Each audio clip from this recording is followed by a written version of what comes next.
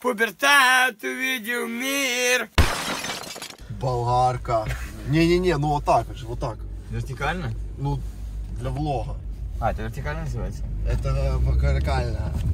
Так, друзья, всем доброе утро, прямое включение. Значит, срочно произошла такая ситуация. Вон что-то там, короче, произошло, случилось. И он говорит, срочно выезжайте, вот сейчас прям просыпайтесь. Какое-то крутое место нам нашел, говорит, ну не буду говорить какое. Говорит, хочу вам подарок классный сделать перед новогодние праздники. Поскольку через неделю уже Рождество, говорит, решил вам вот сделать, как бы, ну, уже пожалеть вас, ладно, и подарить вам подарок классный, говорит. Дать классную возможность, как бы, хоть куда-то попасть, а то мы никуда уже, короче, совсем не лазим. Куда, я не знаю, может, Димон, конечно, и хитрит душой, и знает. С нами Даня сегодня, это сын, внебрачный Боно. Знаете вы уже Даню? Да, в метро зачатый был. Вы, пацаны, даже с утра похавать не успели, бо все закрыто из-за карантина, из-за всего. Вынуждены идти на крайние меры. Макдональдс! Я в 2020 году, вот это 3-й раз буду в Макдональдсе. Не, я в Макдональдсе частенько подъедаю. Поджираешь чуть-чуть. Да, когда зарплату Дима выдает, бывает там чаевые какие-то, да. Добрый ранок. Добрый. Сделайте, пожалуйста, Big Tasty, булочку просто, не меню, просто булочку. Так, большую картошку фри. Ты что будешь? Сыр камамбер. Еще один? Чикен наггетс, да. Сыр камамбер и велика картошка фри. Сейчас еще будет, подождите. Ты что будешь? Ты, Даня, что? А? Картошку просто. Какой большой, малый? Дякую. Американський, говорю, бери американський, не бери наш, бери американський, він класний. Ну, воно американське, воно ж якісне. Спасибо большое вам, хорошего дня. Закрылась, даже не послушала. Пацики, это большой грех, конечно, никогда не повторяйте, но и безвыходная ситуация, безвыходная. Это реально роскошь. И хоть какая-то радость в этой жизни отдушина. Поесть американского хотя бы раз на месяц. Гус!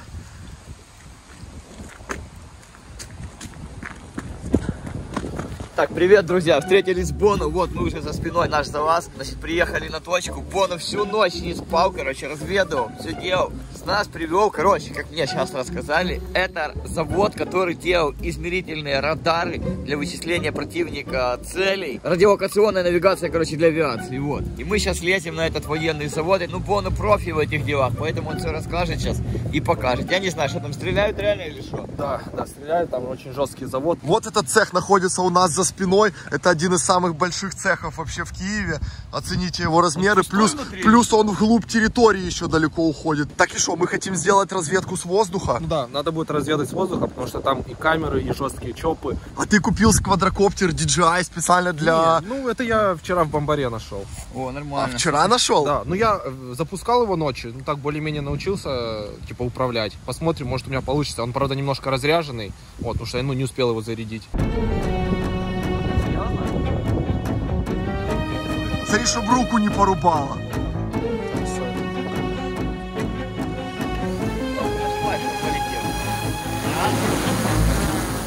Слышишь, а нет такого квадрокоптера, чтобы Сусанина туда посадить, короче, полетел на завод, залетел и назад прилетел. Прикинь, чопы как охренеют охранники. Сука, Сусанин летит, гранатомет дай. Падла, сейчас собьем бутылками по мне. Сейчас мы снимем, пацаны, с воздуха, зрители, чтобы вы понимали, какого размера вообще это сооружение. Какого масштаба наше бедствие, да? А ты был тут, Даня? Не был. Только территорию разведывали. Короче, бегают, стреляют, поэтому как бы... Так а что, у них пневматы или что? Пугачи. Ну что пугачи? Сильно напугаться можно, блядь, так и всраться можно от пугачей. Ну а что с нас взять, мы ничего не ломаем. Еле ноги унести можно, короче. Давно разведаю, никак не могу, вот ребята собрались как бы. С бандой мы сможем, да. Все. Ебой! Что, как идет полет? Только подлетаю к цеху.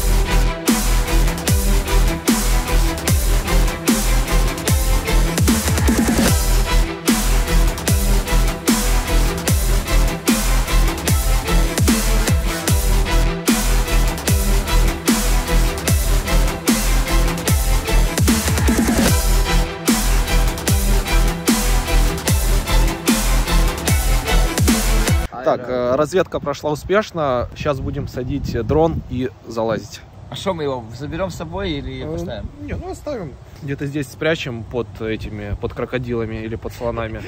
Вот. Ну, чтобы с собой, он лишний вес, чтобы не... А вечером заберем. Ну, вечером заберем. Давай.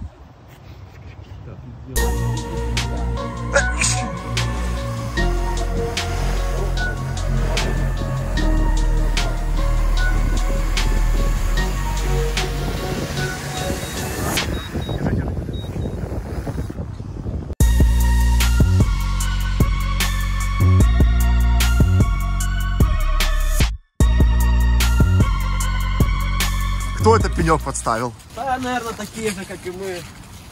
Специально заготовленный диггерский пень. Перелазный пень называется, для улучшения свойств перелазания заборов, так сказать. Ты установил? Ну, не я, скажем так, но С твоей подачи. с моей подачи, да. Куда полез? А ну вылазь! Ну, как говорится, умный в гору не пойдет, умный гору вот обойдет. Умный дырку в ней найдет. Ты хочешь прямо так, по-диггерски? Ну да. Помогай батьку Сусу! Копаем. Все, хорош, поебал, не дай мне быть.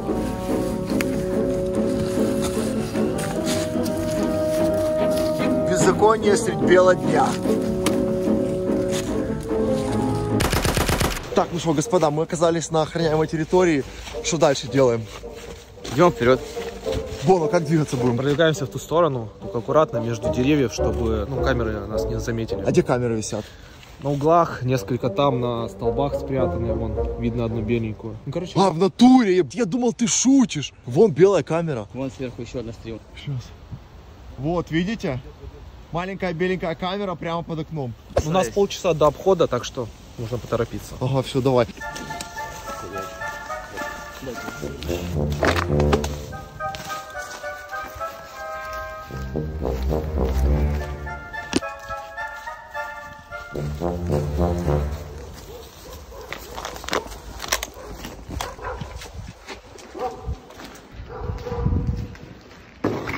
Собака рванули. Стой, мы к шахте хотим выйти. Подползи аккуратно один, посмотри, какая ситуация вообще с этой камерой, ну, с этой виншахтой. Можно ли через нее залезть? Хорошо.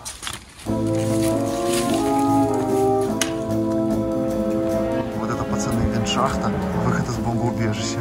Мы хотим воспользоваться им для входа в этот цех. Что, Даня, скажешь? Хорошо, сейчас проникнем. Попадем внутрь или мусарку? Да попадем. Нормально? Так что, нам всем идти, Бону? Ну давай аккуратненько тогда все подходим.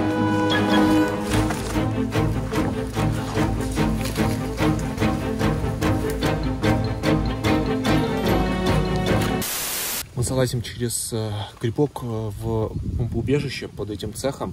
Он вообще не предназначен для такого рода, скажем так, взаимодействия. То есть он не проходной для людей, но мы пытаемся через него пройти. Это будет очень сложно, но это возможно. Ну давай попробуем. Что, ты первый пойдешь? Да. Что, если подстрахуешь меня?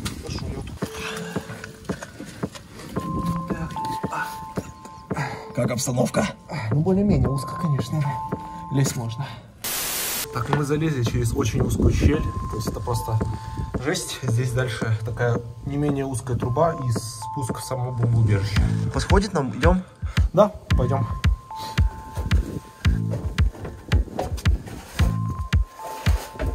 Что? Вход через 15 минут. Ну, через 10 залезем. Даня, давай залазь. Даня, а ты ученик Боно? Да ну мы вместе начинали лазить с Боном. Да залазь уже, давай. Да подожди, он залаз. Да ничего, напрягнулись. Залез. Да, еще не совсем постарел, нормально. Давай, рюкзаки. Давай. Ну, очень непонятная ситуация. Боно пошел вперед, и я не слышу, что он говорит. Сейчас послушаем оценку эксперта. Так, все, я пошел вниз. А куда, направо или налево? Направо. Аккуратно на морду мне не наступи армейским сапогом.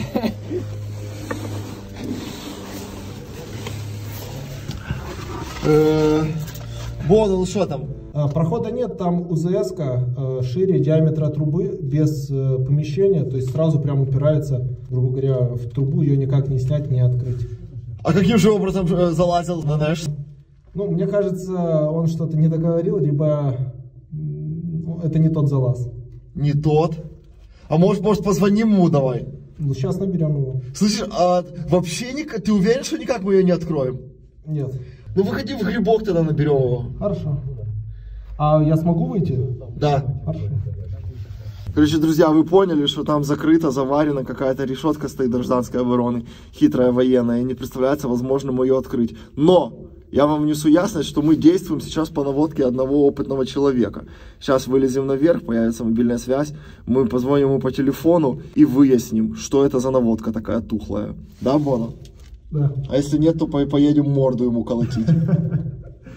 Поедем морду колотить наводчику кислому. А? Нет. Не чую. Нет. Чего вы вольтом там стали? Гатимся.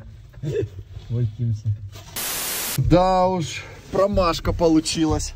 Ладно, сейчас будем думать, чтобы что-то другое. У тебя тут радиоактивная пыль на спину насыпалась. Да, ничего страшного. Придется вещи в химчистку сдать. Не привыкать. Ну, пацаны, телезрители, чтобы вы понимали, как это выглядит. Вот такое узкое пространство. Мы не можем здесь развернуться. Чтобы люди прошли, нужно идти гуськом, один за одним. Вон мы ждем обратно, пока ребята вылезут. И только потом сможем пропустить остальных. Что?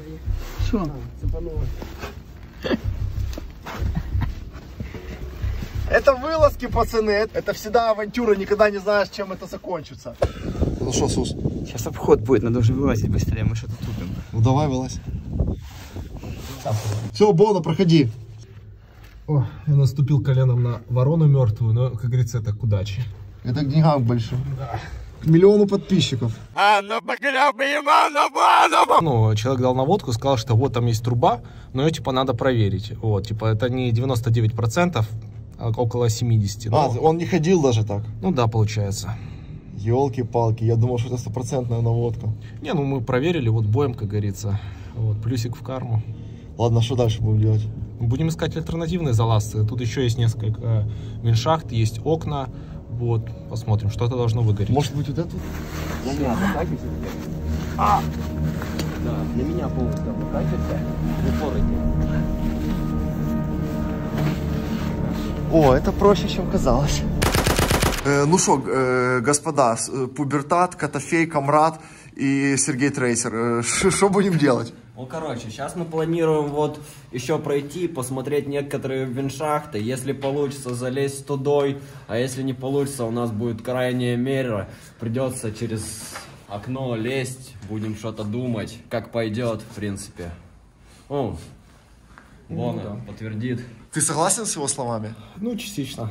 Ну, там все эти грибки под камерами, я однажды уже пытался туда ходить, приехали. Так что лучше, мне кажется, если уж действовать, то сразу наверняка через окно.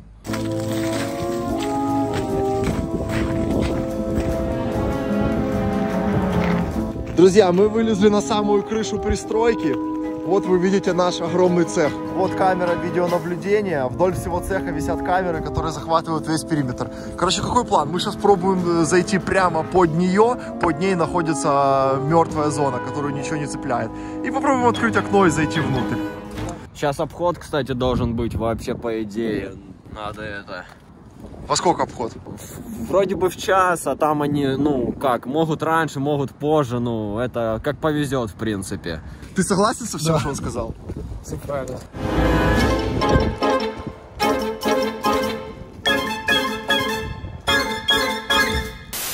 Ну, в общем, сделали разведку, увидели открытое окно как раз в зоне, мертвой зоне камеры. Вот, будем заходить через него, как раз это доступная альтернатива. Зрители, чтобы вы понимали, одна камера висит вот здесь на здании, она смотрит вправо. И вторая камера висит вот где-то за зеленым деревом и смотрит налево. Вот здесь по центру, приблизительно 50 метров, это слепая зона, как раз которая камеры не бьют. И вот там вот сейчас аккуратненько за виноградом откроем окошко и зайдем, да? Да. Ну что, идем?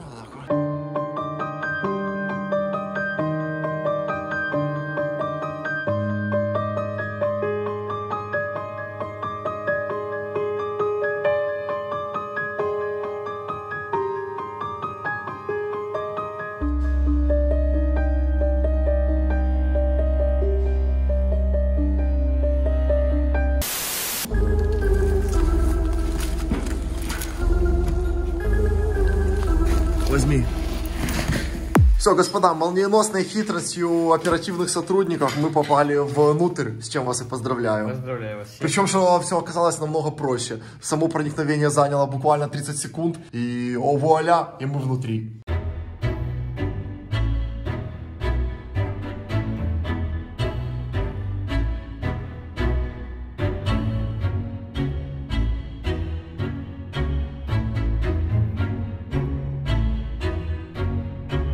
Зацените, это центральная проходная в цех, выложенная мрамором. И, короче, вот это вход в бомбарь. Посмотрите, какой официальный, здоровый вход в убежище. Это то убежище, через которое мы пытались залезть сюда. Друзья, во-первых, что я вам скажу, бомбоубежище надежно закрыто. Мы его оставим на конец нашей вылазки. Когда стемнеет, уже спокойно спустимся под землю. А во-вторых, даже хорошо, что мы не стали залазить через ту шахту. Если бы мы попали в убежище, оттуда, изнутри, мы бы никак сюда, в здание не вышли. Потому что здесь вот закрыто было на ригеле. 1, 2, 3, 4 ригеля. Оно надежно запаяно. Поэтому оставляем бомбарь на потом, идем смотреть, что находится сверху на этажах.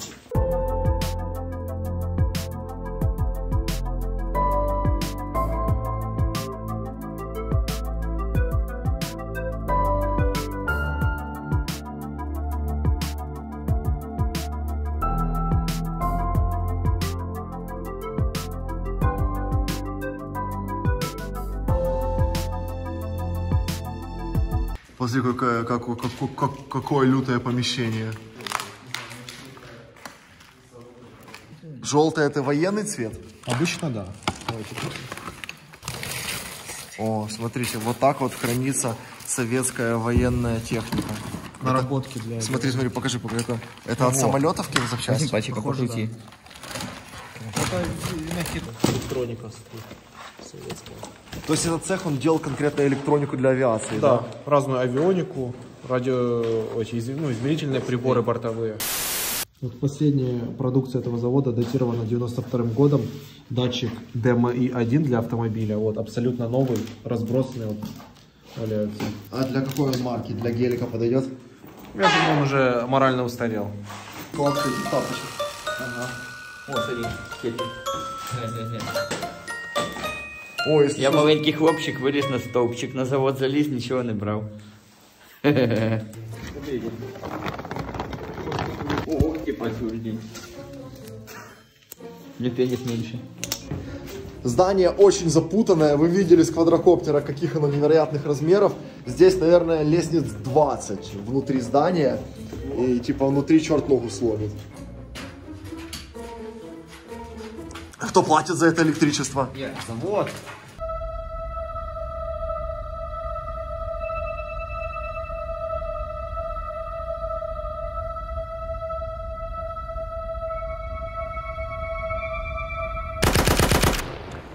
О! Так, друзья, мы находимся в цеху, залезли, все удачно, по чуть-чуть прогуливаемся. И сейчас будем двигаться к нашей главной цели. У нас получилось залезть благодаря вам и благодаря вам. Благодаря большой команде и сильному совместному труду мы преодолели этот успех и сделали это. Что, Даня, ты доволен? Да, хотел давно посетить это место, мне понравилось. Сейчас еще дальше пойдем гулять. А что ты закрываешь? У тебя что, герпес чешу? Болею. Блин. Слушайте, пацаны, скажите, я просто предвосхищаю вопросы в комментариях. Что у вас за обозначения на плечах висят? Кстати, да. Вы состоите в спецслужбах каких-то? Ну, это... Не, я вот это имею в виду. Это что это? Ну, мы... Какое обозначение? Никакого назначения нету. Ай-яй-яй-яй, лягавы. Ладно, то свои не балуются, то дети еще. Пустота есть форма, форма есть пустота. Я совсем старый стал, но даже когда стану седой, не забуду пусть седой. Огнем и водой, землей и пустотой крестил нас Мусаси. Со временем мы стали другими совсем. Сделал себе сипуку сверху сосед, а соседка снизу умело сосет. У всех заколачивает прайс усердно. Слышишь, это же Брежнева мне на стриме, короче, когда я сбривал первый раз брови, сказали, как у Брежнева будут. Они потом 3 месяца не росли вообще. К сожалению, сейчас уже тяжело понять, что конкретно было вот в этом кабинете, потому что все очень в плачевном состоянии. Но завод был на то время очень авторитетным. Он был очень мощный. Ну, прямо жалко, что такие помещения просто простаивают. Здесь реально можно было бы собирать ракеты Илону Маску. Силик.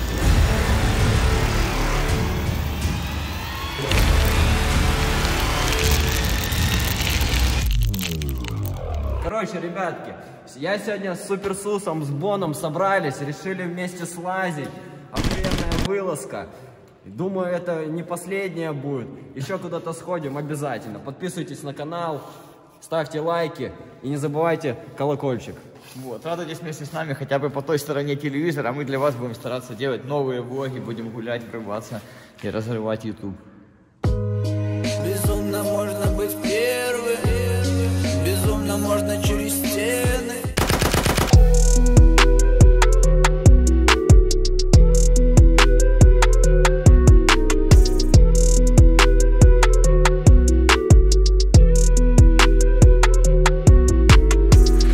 В этой части завода, в общем, уже все помещения убрали, но можно наблюдать, еще осталось, в принципе, ящики, в которых, возможно, что-то еще лежит. Вон еще прибор какой-то стоит. Ну, а так, помещение пустое, крыша уже течет, вон видно сырость, поэтому завод умер.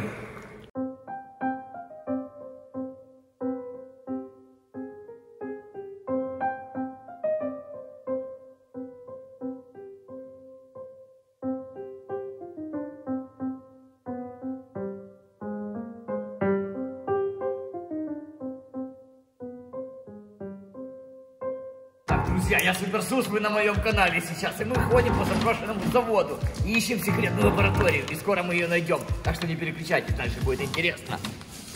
Давай, ямщик, газуй.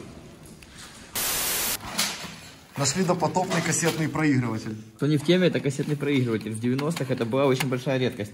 Если такой кассетный проигрыватель могли пизды дать голову открутить на улице.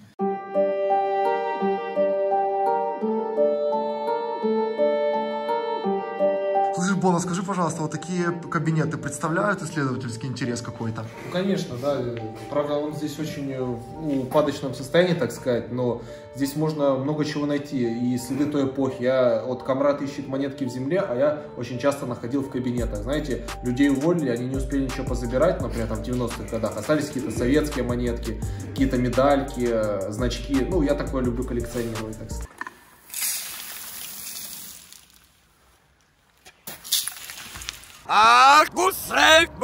Друзья, мы поднялись на самый верхний этаж, на 4-й уже или на 5-й.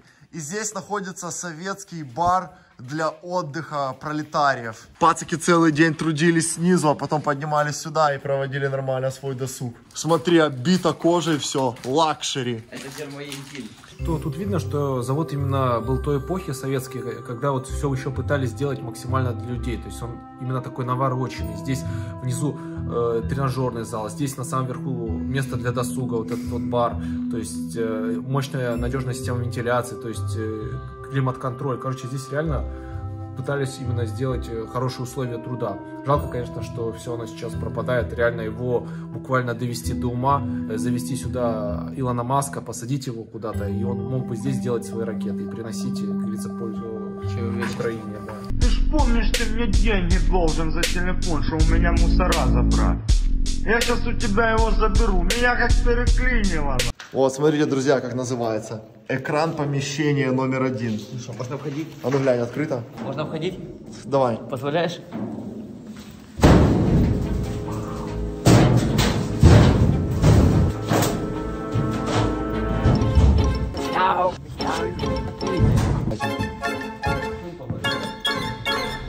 Господа, я вас поздравляю, мы попали в эту легендарную камеру.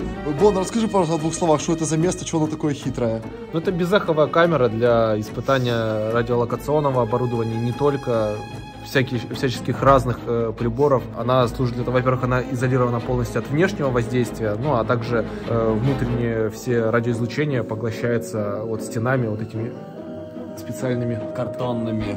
Картонные тубусы. Слышишь, да. Тут радиации не может быть, кстати. Ну, совсем чуть-чуть, я думаю. Ага, это, получается, было одно из самых важных и самых ценных помещений на всем заводе? Ну да, конечно. Такая и сейчас эти помещения востребованы. Вот там, я смотрел рекламу айфона, там тоже их проверяли в подобных помещениях. Только американские, да? Да. Или в Китае? Нет, в Америке где-то, я думаю. То есть, в принципе, вот все то же самое могли делать вот у нас. На этом заводе, вот внизу на 1-м этаже Илон Маск, вот на 3-м мог этот Билл Гейтс или кто там, Стив Джобс, вполне себе мог здесь свои айфоны делать. У нас были все возможности. Вот смотри, здесь начали вываливаться уже элементы. Это картон специальный? Да, это картон специальный, покрыт еще, я так понял, специальной краской.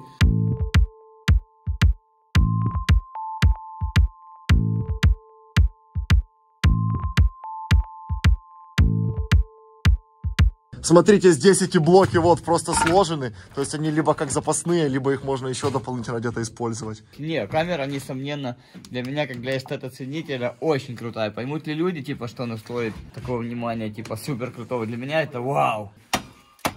Все, они еще и прочные.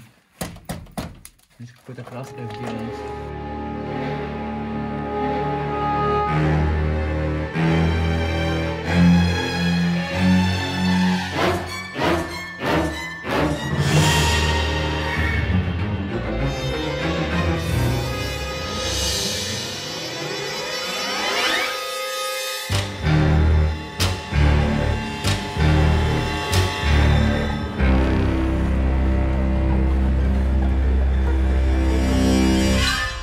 Господин Пубертат, вам слово. Нам слово. Хотел сказать пару слов об этой всей системе. Да. Сколько система наводки разрабатывалась на корабли, подводные лодки, самолеты, вертолеты, даже какие-то космические корабли, а там точность до миллиметров все рассчитано. Потому что тут человеческие жизни играют фактор. Поэтому здесь это все открыто. Вот эти вот все приборы, системы наведения здесь испытывали. Люди уходили, и здесь полностью как вакуум создавался. Здесь должна быть большая точность, приближенная к действиям, которым они были бы там на поверхности. Но там на поверхности-то еще какие-то внешние волны на эти приборы играют. А здесь надо, чтобы ничего не влияло на эту всю штуку. Поэтому делают максимально защищенную от внешней среды. Вот такие вот, которые звук поглощают. Плюс энергия кинетическая и, как правильно это говорится...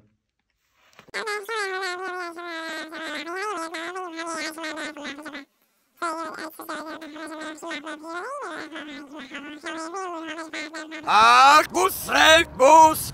Что делать? Быстрее! Быстрее, не хочу уйти.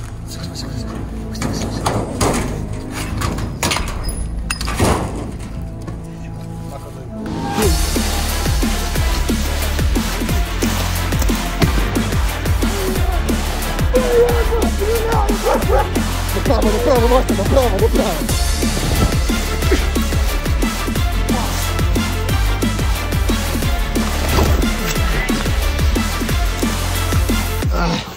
Давай, быстрее.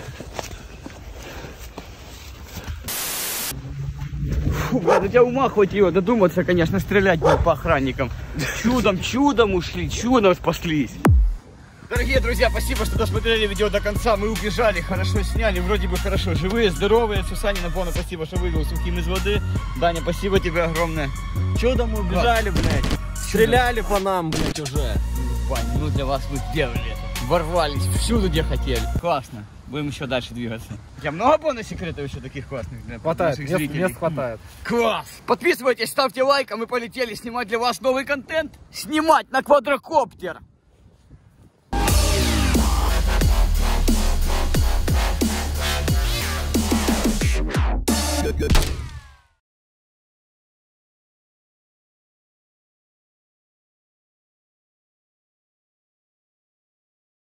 Фирменный мерч от Супер Суса. Ссылка в описании под видео.